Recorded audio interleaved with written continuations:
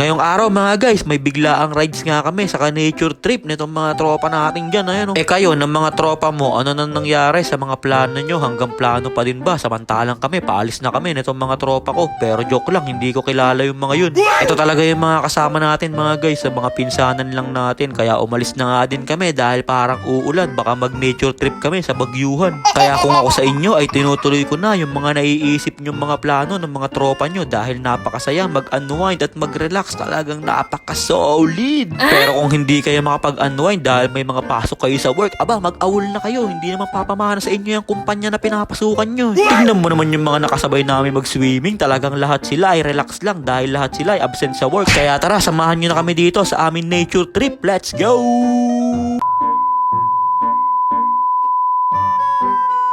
So, ayun po iniintay na nga ako dito ng aking pinsan na si Chaknu dahil sinundo ko pa yung dalawa kong kapatid na makulit. Ay sasama ko nga dapat yan sa aming nature trip. Kaso lang, wag na, baka malunod pa yung dalawa na yan. Kaya pinuntahan na lang namin yung iba namin kasama dito sa may batingan. Ayan tatlo pa sila sa motor. Talagang bawal yan, boss. Overloading yan. At umangkas na nga lang din ako sa pinsan ko na si Chaknu. Dahil tinatamad nga ako magdala ng motor. Gusto ko angkas lang ako para ako na lang yung taga-video. At may nakasabay pa nga tayo dito. Tatlo sila sa motor. Boss, bawal yan na overloading kayo, babaan nyo muna yung isa nyong pasahero. Pero joke lang mga guys, hindi naman masama magtatlo sa motor, basta gagalingan nyo lang umiwas sa mga checkpoint para makapunta kayo sa inyong pupuntahan at makapag nature trip kayo ng masarap. At pagkatapos nga namin magpagas ng full tank 20 ay umalis na nga din kami para makapunta na sa aming pupuntahan. At nakasabay pa nga namin dito ang idol ko na si Kuya Ben Mabstar saka si Madam JL Bitaranta. Magne-nature trip din ata sila, kaya ingat kayo sa inyong biyahe mga idol. At kami ay babiyahe na din papunta sa aming destinasyon dahil baka pagdating namin dun ay bumabagyo na. Kaya bumili muna kami dito ng mauulam na mga sardinas sa may tindahan para meron kaming ulam ng tanghalian. Dahil biglaan lang to at hindi kami nakapamalengke ng mga kakainin namin. Kaya tumigil na lang kami dito sa may gilid para mag-almusal na napakasarap nila na pares. Grabe yung pares nila dito mga guys, talagang napakabisa. Kaya pagkatapos namin kumain ay umalis na nga din kami para makapunta na kami dito sa aming pupuntahan. At dito nga po pala tayo pupunta sa Barangay Daraitan, Tanay Rizal. Dito nga po pala kami magne-nature trip ngayong araw.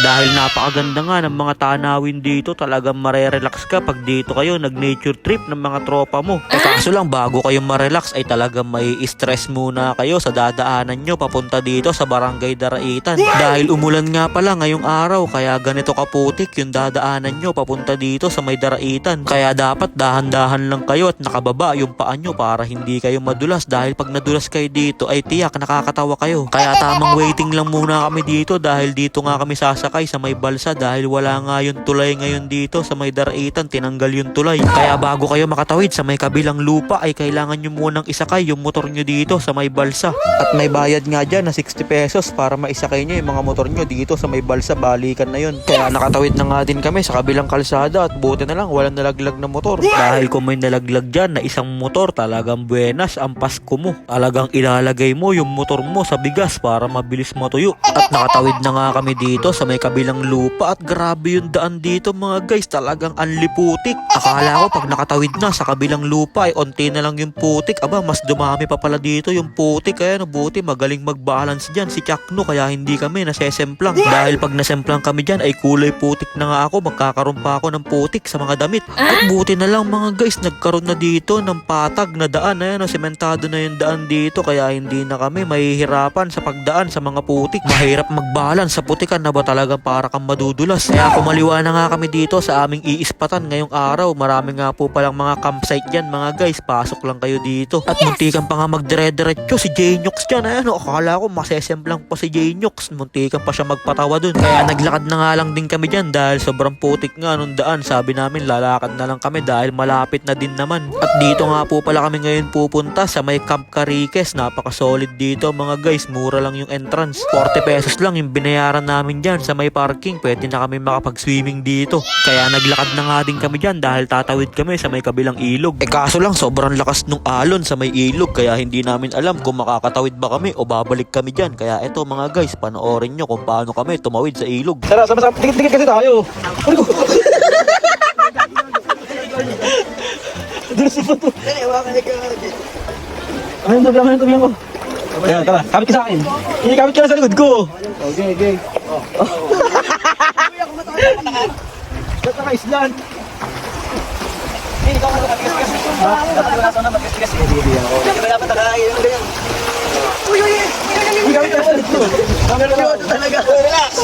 Kami ka lang. Kaya ako doon. Kaya ako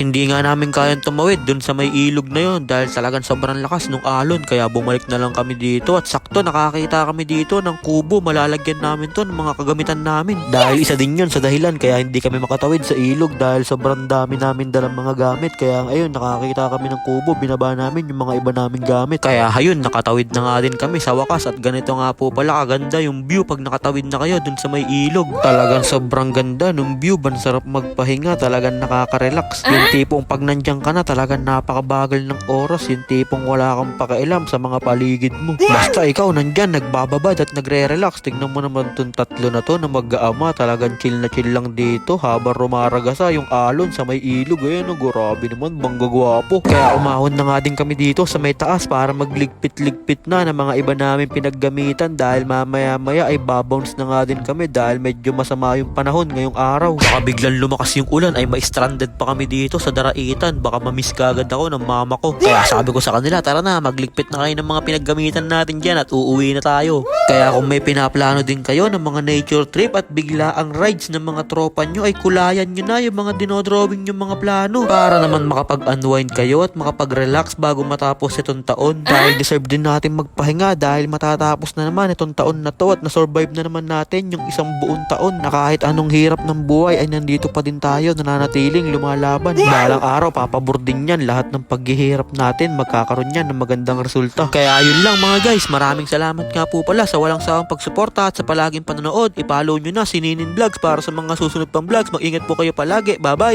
yo